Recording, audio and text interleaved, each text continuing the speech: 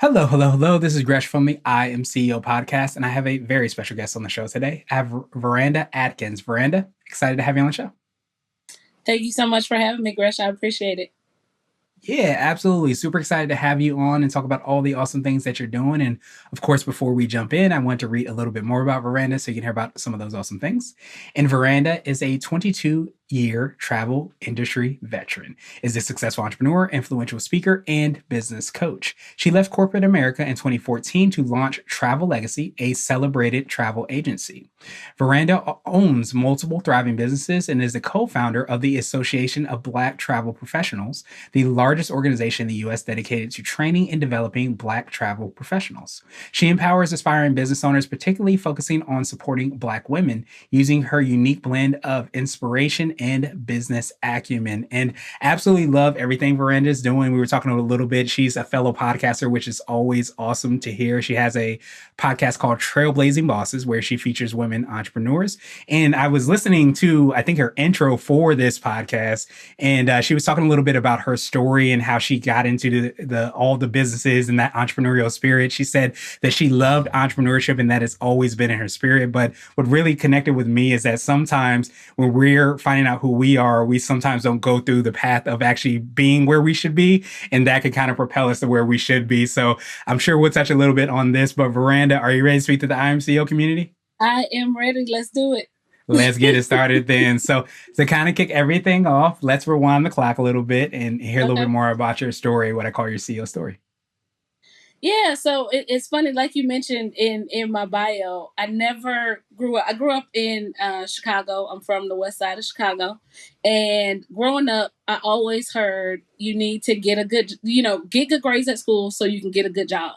So that's kind of what I did. I was always a pretty decent student. I went to college, I got a job, and I realized like I don't want to do this for the rest of my life. Nobody ever told me as a kid growing up like you could start your own business.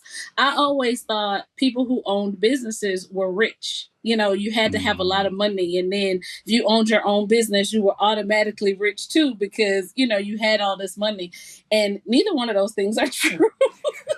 So it wasn't until after I had spent all these years like going to school and doing all this stuff that I realized like, hey, this isn't really the life for me. But at the time I got married very young. My husband and I got married 11 months after we graduated from college. So I Wow. still went to work because we had to, we had to build up some money. We had to get some things and get life started.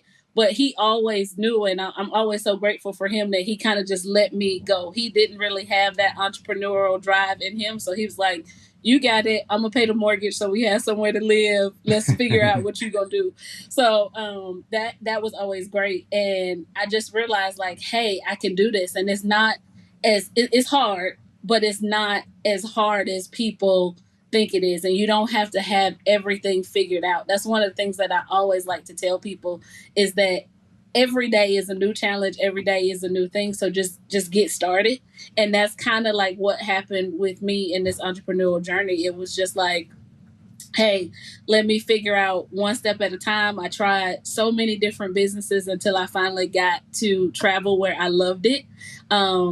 And so all this other stuff along the way was all just learning blocks to get me to where I am now and to take that experience from there. So that's kind of my story a little bit in a nutshell. Nice. I love it. And I think I love that you talked on that misconception. I think so many people think that in order to have a business, you have to have everything in place and all the ducks in a row. And so many times when you hear people that are successful, they've been working 20 plus years in their industry and been doing awesome things, you don't hear the behind the scenes things of like how that journey happened. But it's so powerful because I think we think that okay, if you made a quote unquote mistake, like you can't do anything with it. But I think in reality, there everything you do ends up contributing to where you are. And if we start to realize that we have a little bit more freedom to try different things, to see what works, see what doesn't work, because that's all gonna contribute to who and where you end up being. Yeah, you know what? And like I said, everything is a lesson. Believe it or not, I think it was maybe 2003, 2004. I was not working at the time now that I think about it. I had my daughter, so I was kind of at home and trying to figure out what I wanted to do. And I was Mhm. driving down the street and I saw a sign that said salon for sale. Now, mind you, Mhm. I don't even do my own hair. I don't know why I thought I could own a salon, but I thought it was going to be super simple. Like, oh, I'll find some people that are, want to do hair and the clients will come because it was Atlanta.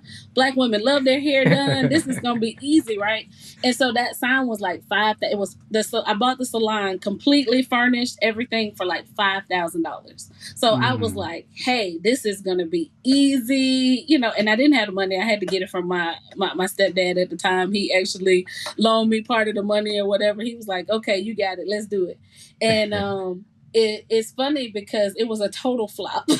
It was a total flop because I couldn't find reliable hairstylists. I Mm. remember being in there one Saturday. A stylist was supposed to be there. They didn't show up, but the customers did, and I didn't know how to do their hair. But I tell people all the time that was a lesson for me. Like, one, I would never get another business where I couldn't provide the services. So that was a lesson Mm. that I learned from that. And luckily, I was able to flip that business. I actually made a $10,000 profit off of the Nice. equipment because I sold it for 15,000 about a year later. So Mm. it was worth it. And like I said, that was one of the biggest lessons that I learned was make sure that I could do it. So when I opened a paint and sip studio in Chicago. I only knew how to teach one painting, but I knew how to teach that one painting. That way, if the artist didn't show up, hey, this isn't what you came to paint tonight, but we're gonna still paint. We can party, that whole thing. So definitely lessons learned along the way from all the different things that happen and pop up in this whole journey. Yeah. Yeah, I love that, and especially because again, we don't realize like how we can take those lessons, and it helps us to be a lot better with the next thing, and then the thing after that, and the thing after that. You end up doing. So I wanted to drill down a little bit more, hear a little bit more on how you're Okay. working with and serving your clients you're working with now. Could you take us through what that looks like and how you're making that impact there? Yeah, so you know what? One of the reasons that I love travel so much is my dad was military, and I like to call my mom a nomad. In her own right, she never let the grass grow too much underneath her feet, so we moved a lot. And because of that, I always experienced new things. My dad was in the military, so I got to go to Europe as when I was like 11 or 12 for the first time, and experienced that. And I just noticed that so many people in the African American community don't get out and get those experiences to travel. And it's because we always think, again, it goes back to money with everything, right? We always think that, oh, it's so expensive to be able to do this.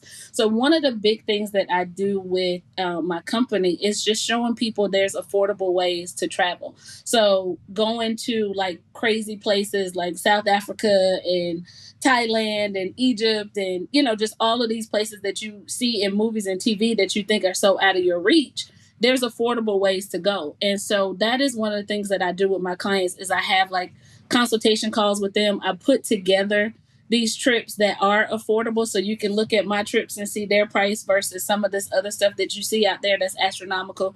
And then I just try to talk people through a lot of stuff because people think, oh my God, I'm not going to be able to eat anything. The food is going to be bad. Or, oh, the hotels are going to suck. And I'm like, no, I stay in 5-star hotels like everywhere we go, and the price doesn't have to be crazy, So just being able to break those barriers with our community, that's really what Travel Legacy is about, is just helping people understand. I just feel like travel just gives you so much knowledge and so much different perspectives about how the world is that is you're cheating yourself if you don't take the opportunity to do it. One of the and this is kind of like a sidebar, so I'm sorry, Gresh. But one of the No, things go that I for just got off a recent trip to Thailand, and I met two guys that were there. I posted about it on Facebook. Both of the guys were deaf. One was blind and deaf.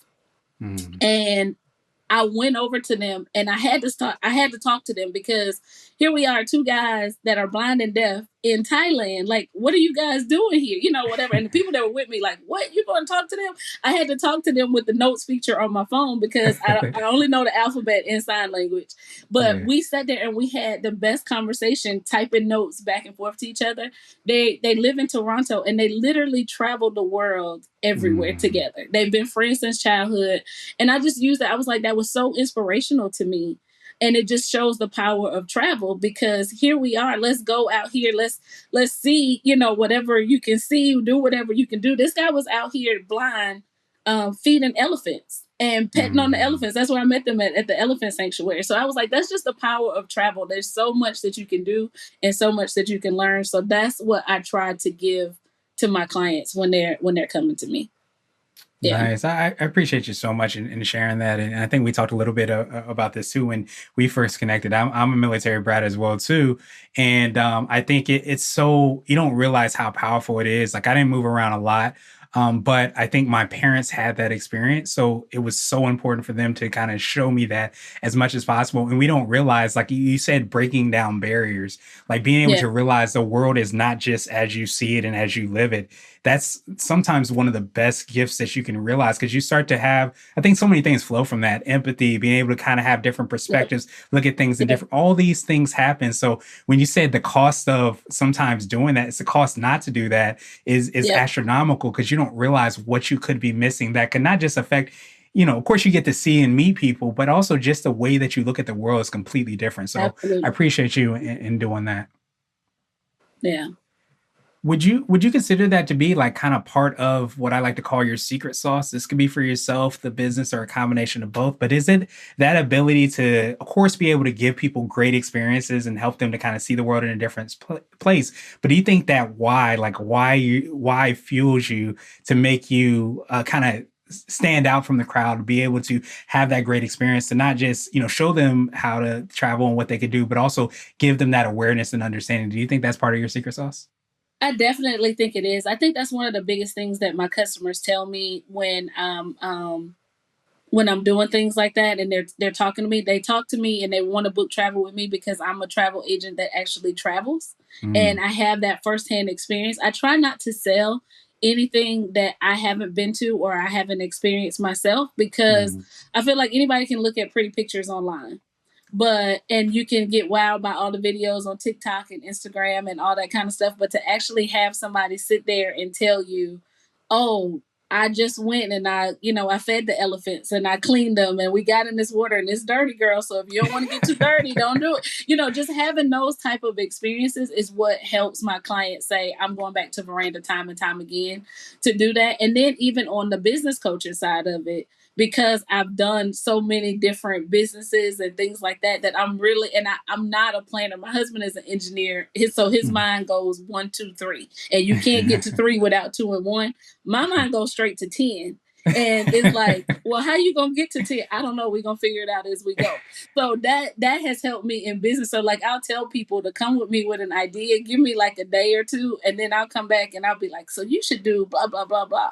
So just having all of those experiences, but it all I think ties back to the travel and just seeing how different people work and just that different perspective. And sometimes we get such in our head about things. We get so in our head and we're thinking of all the other stuff. And people don't really, I don't want to say people don't really think about that stuff, but when you can make yourself an expert in your field, they trust you. So they don't know what they don't know, but you should know it. And so I think that goes back to the secret sauce. Like just know what you do. And because I know travel and I do travel and I've done all these businesses and all this stuff, people just kind of gravitate to me because they're like, she's done it. Let's go to her and see what she has to say. Yeah, and it ends up being so powerful because it sounds like a very strong thread or maybe even foundation throughout your entire life as well too. As you mentioned, being able to kind of have that experience at such a young age that it ends up, not just being something that you do. It sounds like it's a strong part of who you are, and the essence of it sounds like it pours from who you are, and I feel like a lot of that comes out, I imagine, when you're having the conversations with your clients. Yeah, I'm a people person just by nature, and it's funny because so my dad lived in Germany for like 30 years, and it's Hmm. crazy because so my husband he knew my dad, of course, but he hasn't Hmm. really got to spend like that much time with him Hmm. until the past couple years. He just moved back from the U.S. and he always thought that I talked so much because my mom talked so much, but my dad is the same way because he's the military person. So we literally don't meet any strangers. Like I don't have Mm. a problem like people would be like, I'm crazy for going up to try to have a conversation with two deaf people. But I'm like, at Yeah. the end of the day, people are people. So either he's gonna tell me Right. to leave him alone or he's gonna sit here and he's gonna talk to me. So either Yeah. way, I'm prepared. Let's go and let's do it. And so I just think that people and being able to connect with people like that is just it's just I love it because I learn so much from people. That's how I feel like that's one of my biggest learning. Like I would rather go have a conversation with someone than read about an experience. Like let me go talk to somebody who did this and see what they thought and what I can take from that and try to figure that out. So yeah, that's the connection with people is I think what, and I love to see like when I'm taking people to a destination that they haven't been to for the first time. I just took 26 people to South Africa for the first time during Christmas. And to Mhm. just see the wow on their face and to like hear their experience. Some of those were kids, and to hear them learn and, do that, all of that just makes me like warm and fuzzy and all happiness inside. Yeah, absolutely. We Yeah. can't hear that at all, though. We can't hear how excited you are in terms of doing that. But I think it's so powerful because there's a quote that you can see further by standing on the shoulders of giants. I think Einstein might have said. But I think so many times we think about that as in terms of like reading books and listening to podcasts, whatever that might be. But I think by having those conversations, like you said, and walking up to the deaf person, blind person, be able to have those I think that still provides like such a great experience. But you only do that if you walk over and have those conversations. So I appreciate you for doing that, but also being able to kind of share like some of the perspectives, things that you learn, because I think that only makes us better in the end of the day. Yeah, yeah, yeah. It's great, and like I said, I don't always know how I'm gonna get to 10. One of the quotes that hangs on my wall is a quote by Muhammad Ali, and it says, "He who is not courageous enough to take risks will accomplish nothing in life." Hmm. And that's kind of been my thing. Like I don't know. Like I always make a little, I try to tell myself, hey, don't get yourself in too much trouble. Like I need to be able to go work at McDonald's or Walmart or something to get myself out of it. But luckily, like I said, I have a great husband who makes sure the mortgage is paid. But I still believe in taking those risks. And he has just been so great with like, just go out there, see what happens. And I'm not afraid to fail. And I think that's the biggest thing that people have to realize if you're going to be an entrepreneur and you want to get in this, you can't be afraid to fail because there's lessons in all of those failures. And Yeah. so risk taker is definitely me. There Definitely you go. me. I don't know if you feel that the way where a lot of times you feel like you have to take the risk in the sense that it ends up not even being much of the risk. The risk is in not taking risk. And I think so many Yeah. times you hear that often in people that have that entrepreneurial spirit. Like people are like, how could you do this? How could you go up and talk to those two people? But it's like, how can I not go do that? And I feel like It I'm was missing going to so much drive about me doing that. crazy. It was going to drive me Yeah. crazy. Funny. My business partner in the Association of Black Travel Professionals, her name is Shantae Harrison. She Uh-huh. laughs at me all the time because she is not the person that's going to walk. Now, once you come up to her and talk, she good, but she's Yes. not just gonna walk up to you and start talking most times. But she knows that I am, so she'll be like, "Just go." She got to go talk to the people. Like it was going to kill me if I Yeah. didn't find out. So yeah, but that's just me, and it's funny because sometimes we'll just be riding like in a van going to the airport, or I've struck up conversations with people at movie theaters, and my husband and Mhm. everybody's just like, "Let her do it. That's her. That's Don't her worry thing. about it." Hey, at the end of the day, that's your secret sauce, right? So let you Yeah, cook, yeah. and go from there. So I wanted to switch gears a little bit, and I wanted to ask you for what I call a CEO hack. So this could be like an app, a book, or even a habit that you have, but what's something that makes you more effective and efficient? You know what? It's funny working from home. I had to really figure out go transitioning from corporate America and going to work every day. You have a time to be there, and you have there's structure involved in it, and so that's usually a big transition for people is figuring out how do I go in from working at home and doing all of that stuff. And so one of the biggest things, and this sounds so crazy, like I will have days where I just got back from traveling and I'm like, I can't get up, I can't do anything, and so I'll give myself that leeway.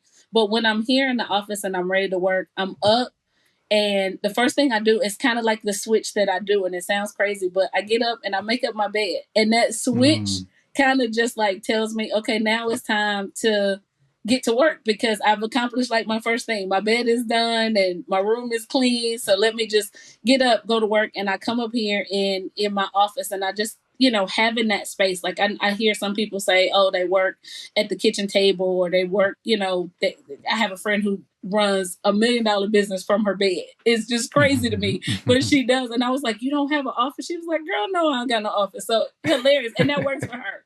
But for me, that wouldn't work. So I think just having like that space and coming up here and saying this is it. Now I'm still working on the time management piece, because sometimes I'll come in this office and it'll be like midnight and I'm getting a text from my husband like, do you want to come downstairs today?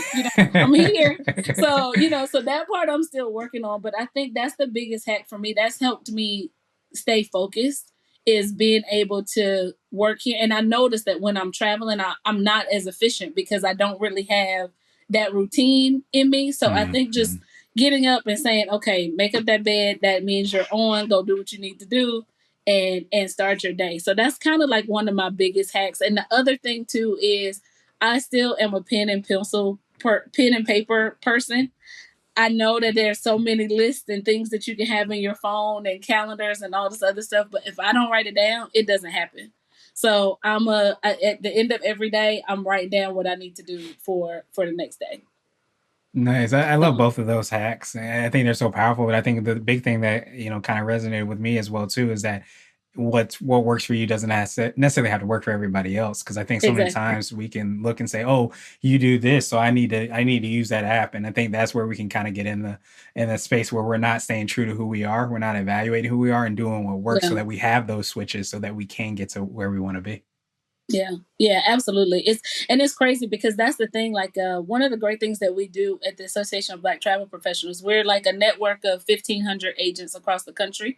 But Hmm. it's not a hey, this is the right way to sell travel. We actually have calls once a month where we just get on and we share ideas. And from those ideas, so many people have taken snippets of what some person does to another person does, and they've made it work for their business. And I think Hmm. that's what is so great, is when you have people that are like-minded with you, to be able to take all of that stuff, to know that there's not one way to do it. Like I said, that this one agent that I know is killing it from her bed every day, and I could never. I would be watching TV all day. I couldn't do it. Yeah, what do they say? There's more than one way to skin a cat, and I think it's Absolutely. powerful. It Absolutely. sounds like a really powerful thing for you as well too. You mentioned your husband, and but also in having this association as well too. Your environment plays such a big part. It sounds like you're able to put yourself in environments so that you can flourish and be yourself, and make sure those things are taken care of. I think that's a really big thing that I think sometimes we forget about. Yeah, is you know what I tell people that sometimes being an entrepreneur can be very lonely, right? Hmm. Because you have friends that are I feel like with me, I have my friends that work 9 to 5, and when we take vacation, they're on vacation. They don't have to answer their phones. They don't have to do anything. They're on vacation. With me, I can take vacation, but I'm still always worried about like this. So sometimes people don't understand that. And Hmm. it's like you get from, if you don't surround yourself with the right people, you'll get, girl, you always working. Why are you doing this? Right. And so then you start feeling this pressure to go do this, but now you've neglected your business, and that's really what you want to be doing. I don't want to be sitting here with you at happy hour. I want to be Right. trying to figure out this problem that came across my desk today. And so I Yeah. think surrounding yourself with people like that, and people that understand what you're going through, is definitely part of the key to success. You got to surround yourself with people who understand what you go through, so that they can say, and that's not to say, like, I don't believe in that entrepreneurs have to work 24/7 in order to make it. I don't believe that. You have to be well rounded. I'm sorry. You have to be well rounded. You have to be able to just take that time for yourself, take that time for your family, and be able to set those boundaries and guidelines. But that all comes from hearing from people that are working and doing the same thing that you're doing. Because if you're around people who don't understand, they're never going to understand, and it's just going to be negativity in your mind. Yeah, Yeah. absolutely. And I think that, that reflects upon us and in terms of like the actions that we take after that as well too. You feel like, okay, well, I'm working too much. Maybe I need to stop working. And you feel like you don't feel powerful in the things that you've done and the steps that you've taken. And I think by being able to, I always say, if you run your own race, you can't lose. And I think by looking at everybody else's race and see what they're doing, especially if they're not necessarily running a business, that can only lead to not being where you want to be at the end of the day. Yeah. We definitely Yeah. don't want to make sure we do that. Yeah, I think that support system, whether it's other professionals, whether it's your friends, like I have two best friends that fight over who's my Gale. Um, they fight over who's my gal, and so they understand it. Like when they call me at 10 o'clock at night and want to have a FaceTime call, and I'm still in my office, they'd be like, "Of course you are, but look, we need to tell you this, and then you can go back to work because you're gonna be up to 2 o'clock in the morning anyway." So, but it takes that for them to say, and sometimes they'll call and it's like, you know what, let me get out of this office, and so just Yeah. having that support system and people understanding you is huge, super huge.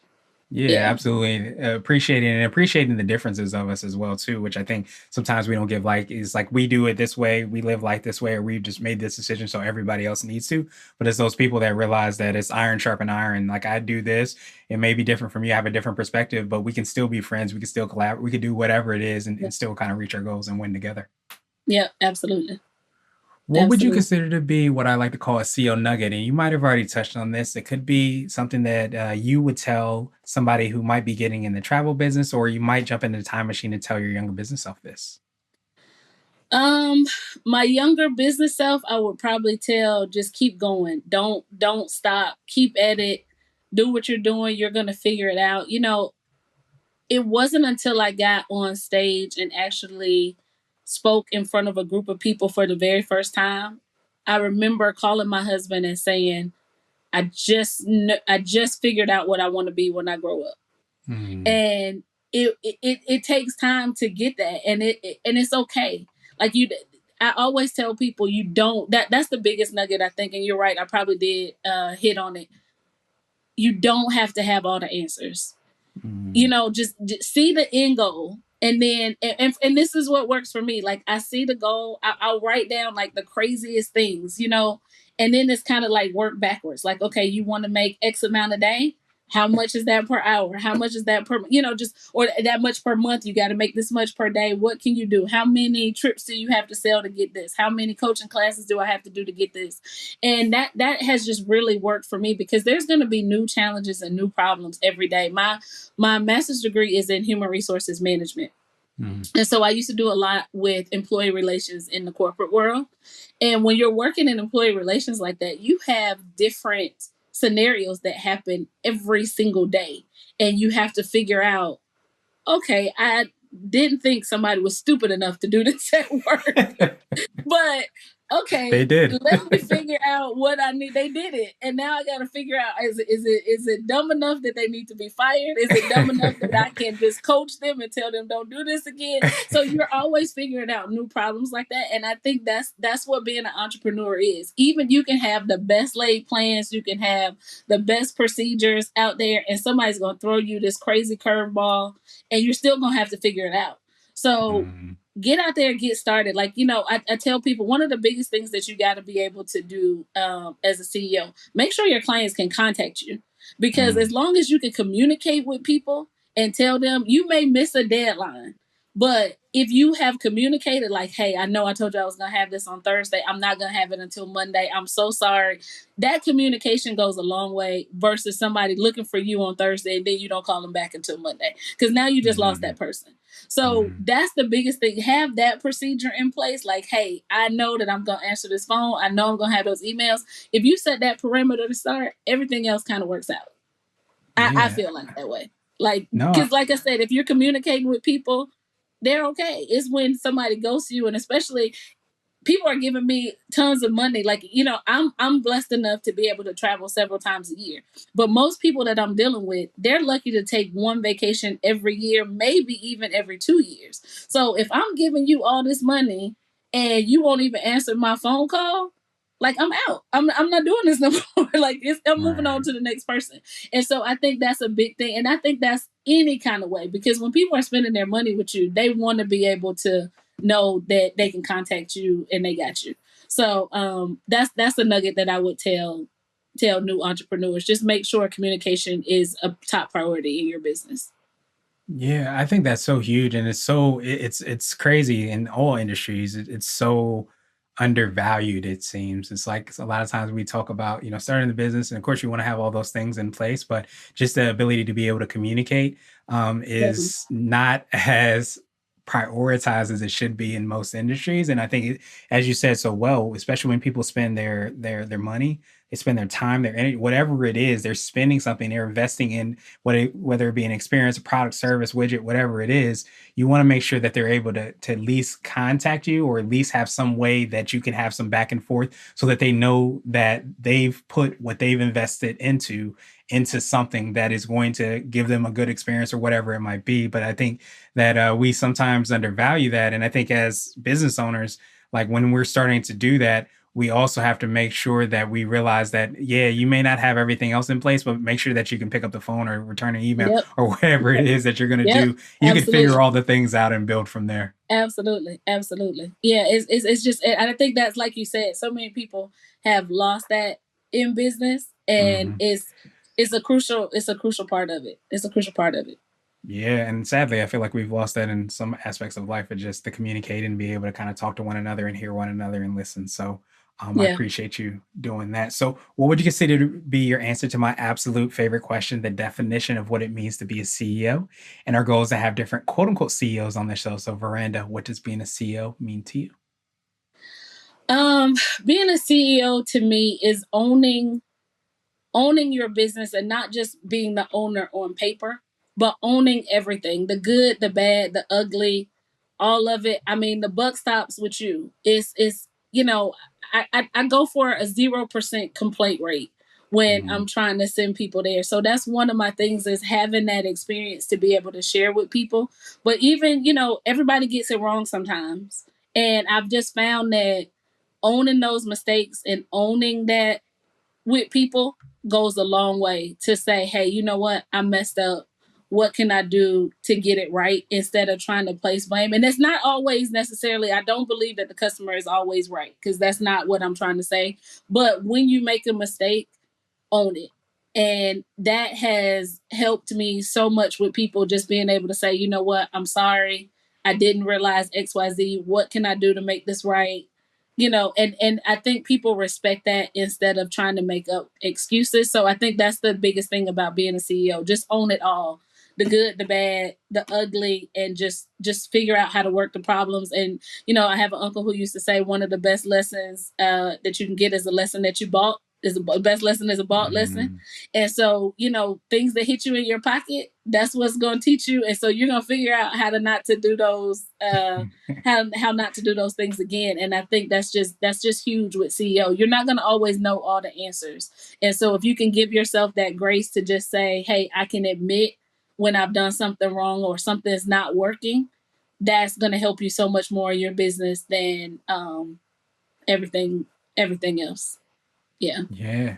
And it ends up being so powerful. And sometimes you kind of time that to what we talked about before, even just having those conversations or being open to the conversations like, hey, I didn't do X, Y, and Z the way that it should be done, but I want to make sure, how can I make this right? Or what can we do to make this better? And just having those conversations a lot of times goes a long way, because people, with the saying, people don't care how much you know till they know how much you care. And by showing that, Yeah. hey, I'm not perfect. And I think a lot of people can probably see and understand that in themselves as well, too.